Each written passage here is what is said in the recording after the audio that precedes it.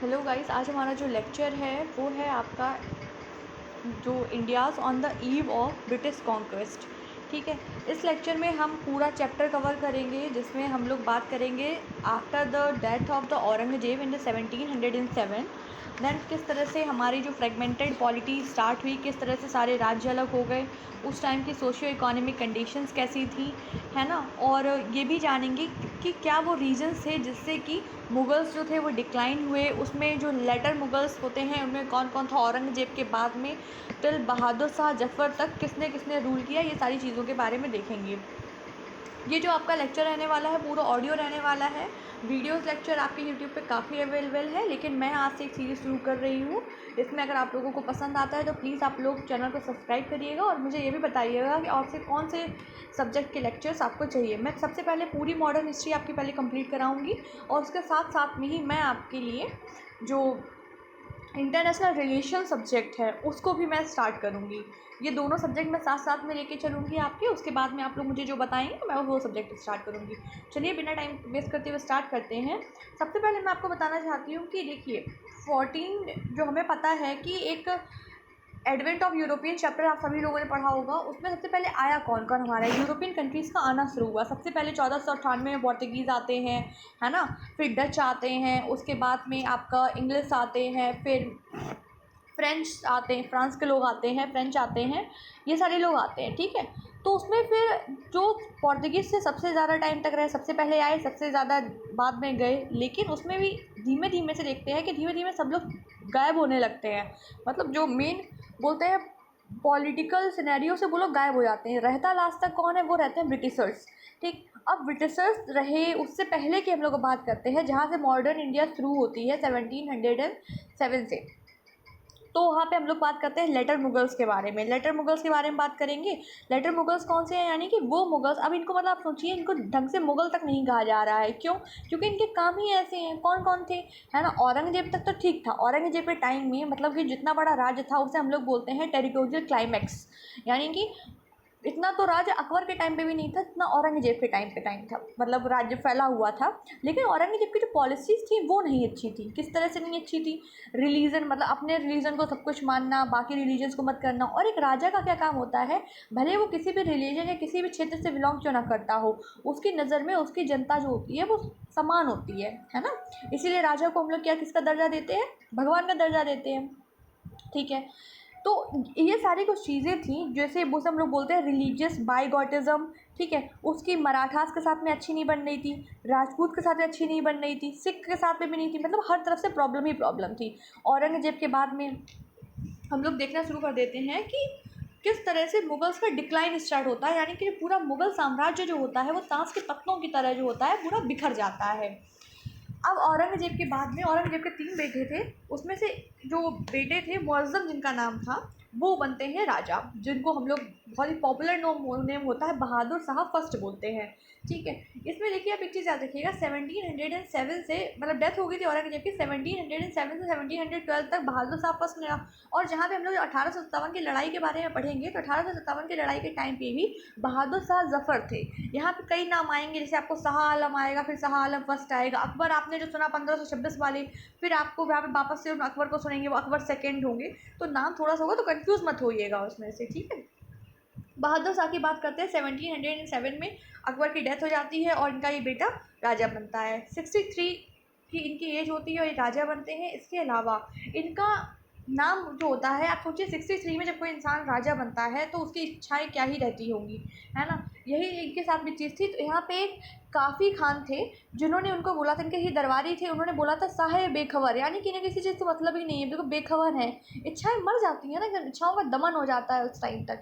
लेकिन इनकी एक चीज़ें ये थी कि अगर इन्हें मतलब नहीं था तो लड़ाई भी नहीं कर रहे थे औरंगजेब की तरह सबसे। ये सोच रहे थे कि भाई चलो कोई बात नहीं, थोड़ा सा हमें पीछे ही हटना पड़ेगा ना, कोई दिक्कत नहीं है, हम थोड़ा सा कंप्रोमाइज़ करने को तैयार हैं। इन्होंने किए भी कंप्रोमाइज़, लेकिन बोलते हैं ना कि किसी काम को करो तो फिर पूरा मतलब शिद्दत से करो वो चीज़, फिर आधी अधूरी मत करो। इनका हिसाब में क्या दिक्कत थी, काम तो कर रहे थे ये लेकिन शिद्दत से नहीं कर रहे थे। क्यों, क्या दिक्कत आ रही थी, अब वो सुनते हैं। एग्जाम्पल लेते हैं कि शिवाजी, मराठास की तरफ थोड़ा सा जाएंगे तो शिवाजी जो थे, तो शिवाजी के दो बेटे थे, एक थे आपके संभाजी और दूसरे थे राजा राम। तो जो संभाजी था उनका बेटा, उसका एक बेटा था साहू, ठीक। तो साहू को वो औरंगजेब ने जेल में बंद कर दिया था। जब ये आए तो इन्होंने देखा कि अरे पापा ने तो उसमें बंद कर दिया था साहू को जेल में बंद, अब एक काम करते हैं साहू को निकाल देते हैं जेल से। इन्होंने निकाल दिया, रिलीज़ कर दिया। लेकिन भाई केवल आपको जेल से छोड़ना ही ज़रूरी नहीं होता, आपको ये भी तो बताना होगा ना कि भाई ये जो है ना क्या बोलते हैं, संभाजी का बेटा है साहू और ये बनेगा अगला मराठा साम्राज्य का छत्रपति बनेगा ये, इन्होंने वो चीज़ नहीं करी, ठीक। वही दूसरी ओर क्या चला था, राजा राम जो थे, तो राजा राम अपना बेटे शिवाजी सेकंड को लेके और उनकी वाइफ जो थी तारा नाम था जिनका, वो अपना लेके चली थी। फिर यहाँ पे राजगद्दी की लड़ाई वड़ाई होने लगी, तो इससे मराठास भी इनसे खुश थे। लेकिन बोला जाए कि एकदम ही इनमें न्यौछावर हो ऐसा कुछ नहीं था, क्योंकि इन्होंने वो चीज़ गलत करी, इन्होंने उनको रिकॉग्नाइज़ नहीं किया, उसको रिकॉग्निशन नहीं दिया।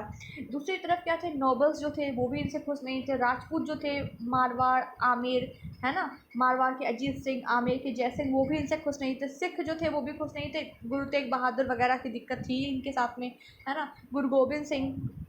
इसके अलावा इन्होंने, लेकिन हाँ गुरु तेज बहादुर की जो दिक्कत थी, लेकिन गुरु गोविंद के साथ में इनके रिलेशन थोड़े से अच्छे हुए। क्यों हुए, क्योंकि इन्होंने गुरु गोविंद सिंह को एक मनसब की रैंक दे दी थी। लेकिन क्या हुआ 1708 में, 77 में ये बने, 1708 में ही गुरु गोविंद सिंह जो थे उनकी डेथ हो जाती है। मतलब बोला जाए कुछ रिश्ते संभले ही थे कि एक दिक्कत आ गई, यानी कि गुरु गोविंद सिंह जी की डेथ हो गई। डेथ होने से क्या हुआ, फिर इनमें जो रिश्ते थे इनके ख़राब हो गए, ठीक है। ये सारी चीज़ें चल रही थी। इतने में ही क्या होता है 1712 में, जो कि मैं बताया 62 की एज में ये बने थे बहादुर शाह फर्स्ट, 1712 में इनकी मृत्यु हो जाती है और फिर राजा बनते हैं जहंदर शाह, ठीक। जहंदर शाह बनते हैं, किसकी मदद से राजा बनते हैं, जुल्फ़िकार खान एक व्यक्ति होता है, उसकी उसकी बोलते सपोर्ट से बनते हैं ये। और जो जुल्फ़िकार खान है वो ईरानी पार्टी का है। अब जहांगीर शाह से रिलेटेड कुछ ज़्यादा इंपॉर्टेंट तो नहीं है, उसकी वजह है इन्होंने 1712 से लेकर 1713 तक ही इन्होंने रूल किया। और एक साल में कोई आदमी क्या ही कर लेगा, पहली चीज़ तो यही। लेकिन उन्होंने तब भी दो काम किए, इन्होंने जजिया हटा दिया था। अब क्वेश्चन आपका जजिया क्या होता है, जजिया बोलते हैं, जजिया वो टैक्स होता है जो कि नॉन मुस्लिम्स पे लगता है।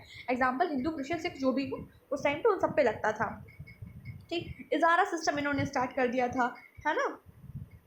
अब इजारा सिस्टम क्या होता है, एक तरह से मतलब मान लीजिए कोई लैंड है और उस पर बिडिंग वगैरह हो रही है, 2 लाख की लैंड है, उस पर बिडिंग हुई तो 3 लाख, जिसने 3 लाख दे दिए उस इंसान को मतलब कि 2 लाख का प्रॉफिट। इसमें बर्बाद कौन हो रहा है, बर्बाद हो रहा है प्रीजेंट, मतलब फ़ायदा किसका हो रहा है, जमींदार का। ये सारे सिस्टम इन्होंने चलाए थे, ये सारी चीज़ें थी। फिर आते हैं आपके कौन बनता है, फिर फ़र्रुख सियर बनते हैं। फ़र्रुख सियर जो होते हैं वो सब मतलब फ़र्रुख सियर की मदद से फिर नए लोग अपना राजा बनते हैं। इसके बाद में जहांगीर शाह के बाद में, फिर जहांगीर शाह के बाद में फ़र्रुख सियर बनता है। अब फ़र्रुख सियर जो है वो किस पार्टी का, हिंदुस्तानी पार्टी का। जहांगीर शाह किस पार्टी का था, मैंने बताया था ईरानी पार्टी का था। अब मैं ये बोल रही हूँ ईरानी पार्टी और आपका हिंदुस्तानी पार्टी, दुरानी पार्टी भी मैं आगे बोलूँगी मैं। उसका मतलब सिर्फ इतना सा है कि देखिए एक मुग़ल साम्राज्य है, उसमें कई नॉबल्स हैं, नॉबल्स बोल सकते हैं, सामंत बोल सकते हैं हम लोग, ठीक। वो अलग अलग जगह से आए हुए हैं, अलग अलग पार्टी से बिलोंग करते हैं, उनको बोल रहे हैं कि किससे बिलोंग करते हैं वो, ठीक है।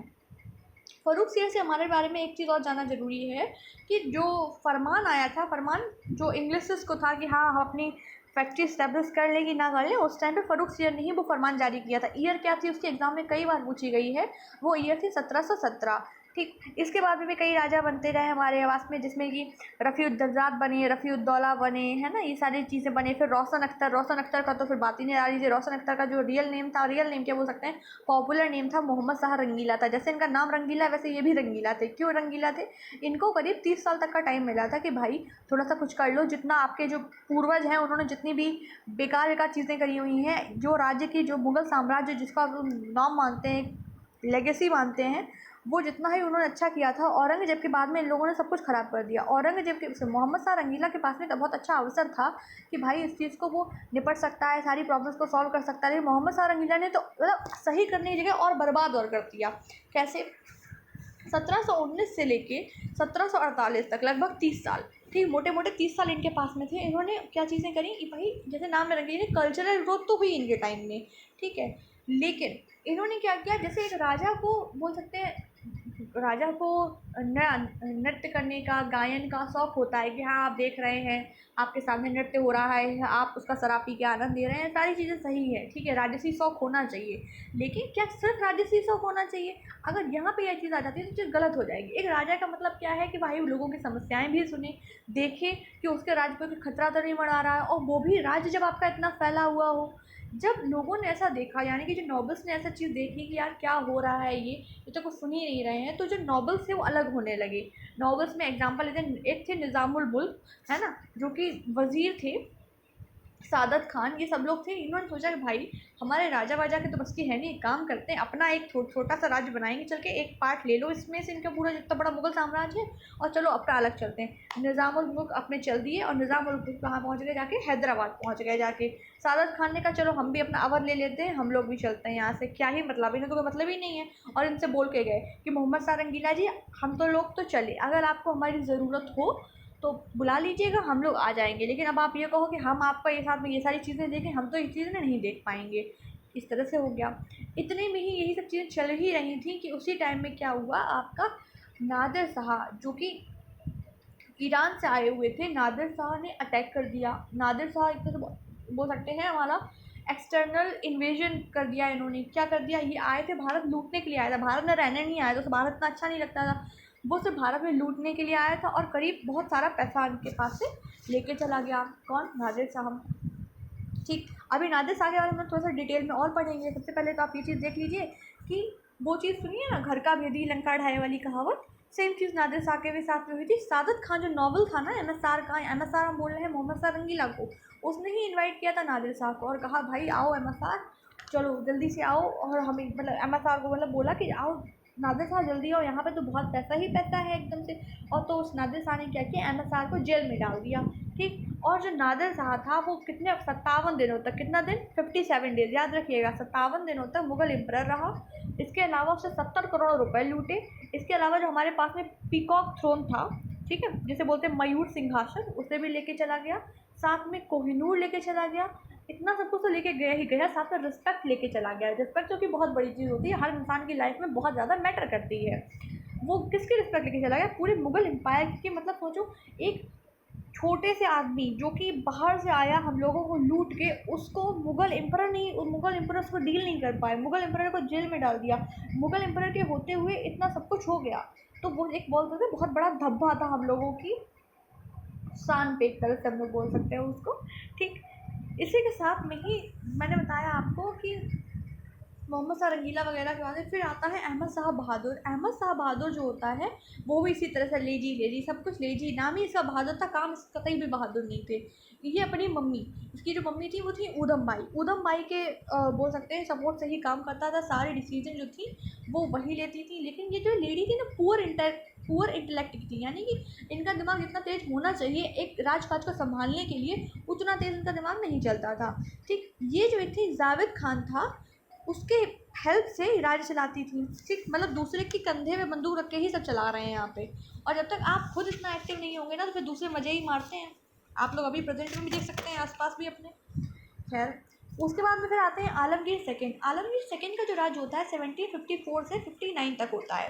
ठीक, 1757 में अहमद शाह अब्दाली, अभी जो नादिर शाह आया था ना, मैंने बताया था आपका ईरान से, उसका ही सक्सेसर होता है वो। नादिर शाह गया होगा, कहा भाई बहुत पैसा है भाई भारत में। और पता है वहाँ पे एक चीज़ और है, वहाँ पे मुगल एम्परर बस नाम ही नाम है केवल, कि मुगल एम्परर ये है, मुगल एम्परर वो है, कुछ नहीं है वहाँ पे। देखो मैं कितना सारा पैसा लूट के लाया हूँ, देखो उनका मयूर सिंहासन तक मैं लूट के लेके आया। अहमद शाह अब्दाली ने बोला अच्छा ये बात है, उसने कहा हाँ बिल्कुल यही बात है। अहमद शाह अब्दाली का तो फिर हम भी चलेंगे, हम भी लूट कर आएंगे। तो फिर नादिर साहब बोला ठीक है जा तो रहे हो, लेकिन ये मत सोचना कि वहीं पे रहने लगो, आ जाना वापस, यहाँ पे भी तुम्हारी बहुत ज़रूरत है। उसने कहा हाँ बिल्कुल आ जाएंगे, प्रॉमिस प्रॉमिस। ठीक है, फिर 1757 में क्या होता है, अहमद शाह अब्दाली जाता है, और अहमद शाह अब्दाली जो होता है वो अपने केयर टेकर को भी लेके आता है, जिसका नाम होता है नजीबुद्दौला। ठीक है, अपना केयर टेकर लेके आता है नजीबुद्दौला, और नजीबुद्दौला को बनाता है मीर बख्शी। मीर बख्शी बोल सकते हैं, एक तरह से बोलते हैं आर्मी का कमांडर समझ लीजिए आप उसको। ठीक, उसको लेके आता है, कोई बात नहीं, सारी चीज़ें चल रही है। फिर आते हैं आपके शाहजहाँ सेकंड। ये हम जिनके भी नाम ले रहे हैं आपका आलमगीर सेकेंड, मोहम्मद शाह रंगीला, जहांगीर शाह, है ना, उससे पहले फ़ारूक सियर, उससे पहले बहादुर शाह, ये सारे कौन है, लेटर मुगल्स हैं। इनको मतलब सोचिए, मतलब इनके पास में इन्होंने इतना भी काम नहीं किया, इनको हम लोग ढंग से मुग़ल भी कह पाएँ, लेटर मुगल्स बोलना पड़ रहा है ना। अब फिर आते हैं शाहजहाँ सेकेंड, शाहजहाँ थर्ड आते हैं। भाई इन्होंने भी कुछ ऐसा काम किया नहीं है जो मैं आप लोगों को बता के आप लोगों का टाइम वेस्ट करूँ। ठीक, फिर आते हैं शाह आलम सेकेंड। शाह आलम सेकेंड हमारे लिए इसलिए इम्पॉर्टेंट हो जाते हैं क्योंकि आपने अभी इनके, जब आप लोग बैटल ऑफ प्लासी वगैरह पढ़ेंगे तो इन्होंने क्या किया, इन्होंने दीवानी दे दी। अब दीवानी यहाँ पे क्या है, दीवानी मस्तानी वाली नहीं, वो नहीं है। यहाँ पे दीवानी का मतलब है रिवेन्यू की पावर, रिवेन्यू कलेक्ट करने की पावर। कहाँ की दे दी थी रिवेन्यू कलेक्ट करने की पावर इन्होंने ब्रिटिशर्स को? इन्होंने दे दी थी बंगाल, बिहार और उड़ीसा से, कि भैया बंगाल, बिहार और उड़ीसा में जितना भी रिवेन्यू कलेक्शन होता है, जाओ प्यारे अंग्रेजों तुम इसको कलेक्ट करना जाके। ये चीज़ इसलिए हमारे लिए इंपॉर्टेंट हो जाते हैं। इसके अलावा शाह आलम सेकेंड हम लोगों को तब भी मिलेंगे, बैटल ऑफ बक्सर इन्हीं के टाइम पे हुआ है, बैटल ऑफ पानीपत इन्हीं के टाइम पे हुआ है, और ट्रीटी ऑफ इलाहाबाद 1765 की थी, वो भी इन्हीं के टाइम पे हुई है। तो ये जो रीजंस थे इनके, इसके अलावा बोला जो शाह आलम सेकेंड को और क्या बोला गया, सब तो दे ही दिया। अंग्रेजों ने इनसे ये चीज़ भी बोली थी, एक चीज़ क्या बोला था पता है, कि एक काम करो भैया शाह आलम जी, तुम जाओ इलाहाबाद रहो जाके शांति से, बाकी सारी चीज़ें हम देख लेंगे। और हाँ, तो उन्होंने बोला मालिक ऐसा मत करिए, हम तो मुगल एम्पायर हैं, खर्चा वर्चा कैसे चलेगा। उन्होंने कहा कि कोई बात नहीं, हम तुम्हें पेंशन देते रहेंगे। आप समझ लीजिए, आप हालत का अंदाज़ा लगा सकते हैं कि मुगल एम्पायर, जिसका बोल सकते हैं साम्राज्य इतना बड़ा था, 200 सालों तक राज किया भारत के अंदर, वो पेंशन से जी रहा है। कौन पेंशन दे रहा है, उसकी पेंशन कौन डिसाइड कर रहा है, ब्रिटिशर्स डिसाइड कर रहे हैं। तो देख लीजिए किसकी पावर कहाँ जा रही है, मुगल्स की पावर कितना नीचे जा रही है और ब्रिटिशर्स की पावर कितना ऊपर जा रही है, सोच सकते हैं आप लोग यहाँ पे। अकबर सेकेंड की बात करते हैं। अकबर सेकेंड जो था वो राजा राम मोहन राय, है ना। अब अकबर सेकेंड की बात करते हैं। अकबर सेकेंड जी क्या थे, अकबर की बात, वो तो द ग्रेट अकबर, ये अकबर दूसरा ही अकबर है, अकबर सेकेंड। ठीक, इनका जो राज था 1806 से 1835 तक रहा। इन्होंने क्या किया, इन्होंने राजा राम मोहन राय को एक सिफारिश लिखी कि भाई एक काम करो, तुम जाओ वहाँ पे लंदन जा ही रहे हो, एक काम करो मेरे जरा पेंशन, एक एप्लीकेशन मैं तुम्हें दे रहा हूँ, ये तुमको दे देना जाके, और उनसे बोल देना मेरी थोड़ी सी पेंशन बढ़ा दें यार, बहुत बुरी हालत कट रही है, बस ज़िंदगी कट रही है, जी नहीं पा रहा हूँ मैं ज़िंदगी को, मेरी पेंशन बढ़ा दें। आप मुझे क्या हालत होगी पेंशन के लिए, आप इस एप्लीकेशन भेज रहे हो किसी के साथ में। ठीक, और इन्होंने ही राजा राम मोहन राय को राजा की जो टाइटल था वो दिया था। ठीक, इसके बाद में आते हैं बहादुर शाह जफ़र, अकबर सेकेंड के बाद में बहादुर शाह जफ़र, जिन्होंने 1857 की लड़ाई में नेतृत्व किया था। क्योंकि भैया देखो, मेहनती और बोल सकते हैं शक्तिशाली, ताकतवर, बहादुर कोई भी हो, लेकिन एक बोलते हैं ना नेतृत्व, लीडर चाहिए होता है। तो लीडर जो होता है एकदम से मुगल एम्परर ही बनेगा। जैसे कि फ़ारूक सियर बन गए। फ़ारूक सियर को भले बैठाया किसी ने भी हो थ्रोन पे, है ना, किसी की भी मदद से बैठे, जुल्फ़िकार खान, किसी की भी, कोई भी खान की मदद से बैठे हों, लेकिन वो उसके रगों में ना खून होना चाहिए मुग़ल एम्पायर का। तो वो खून किसके पास में था, वो बहादुर शाह ज़फ़र के पास में था। इन्होंने 1857 की लड़ाई का नेतृत्व किया, और इन्होंने ही देखा, ये फेस थे बोल सकते हैं रिवोल्ट ऑफ 1857 के। लेकिन अंग्रेज़ों को कहाँ रास आने वाले थे, ये भी 1857 में, मतलब इनके अंग्रेज़ों के खिलाफ कोई गुस्ताखी करे और बच जाए, ऐसा कभी हो पाया है, नहीं हो पाया है ना। तो इनको क्या किया, रंगून भेज दिया, किसने, अंग्रेज़ों ने भेज दिया। और इसमें क्या किया, और एक चीज़ और, उन्होंने एक लीगल टर्म्स पे मुग़ल एम्पायर को बोल दिया कि भैया मुग़ल एम्पायर है पूरी तरह से ख़त्म हो चुका है, इसमें एम्पायर में कोई नहीं बचा है। 1 नवंबर 1858 से with the declaration of queen Victoria, उस टाइम पे क्वीन विक्टोरिया ने बोल दिया कि भाई मुग़ल एम्पायर पूरी तरह से ख़त्म कर दिया है हमने, और इसी के साथ में हमारा जितना भी मुग़ल एम्पायर था वो पूरा ख़त्म हो गया। अब हमारा जो नेक्स्ट वीडियो होगा उसमें हम लोग बात करेंगे बैटल ऑफ पानीपत के बारे में, और ये बात करेंगे कि भाई पानीपत ही क्यों हर जगह, मतलब इतना इंपॉर्टेंट क्यों है, सारी लड़ाइयाँ जितनी भी बोल सकते हैं साम्राज्य को हिला देने वाली लड़ाई, वो पानीपत में ही क्यों होती हैं। और इस पर क्वेश्चन पूछा है यूपीएससी ने, 2014 में पूछा था if I am not wrong. तो उस वो क्यों ऐसा होता है, और उसमें ही उसी लेक्चर में हम लोग बात करेंगे, जो कि मैक्सिमम 10 मिनट का लेक्चर होगा हमारा, कि क्या रीजंस थे मुगल्स के डिक्लाइन होने के, है ना। इसी के साथ में हम इस वीडियो को ख़त्म करते हैं, और आप लोग प्लीज़ चैनल को सब्सक्राइब करिएगा, लाइक करिएगा अगर आपको पसंद आता है तो। Thank you so much.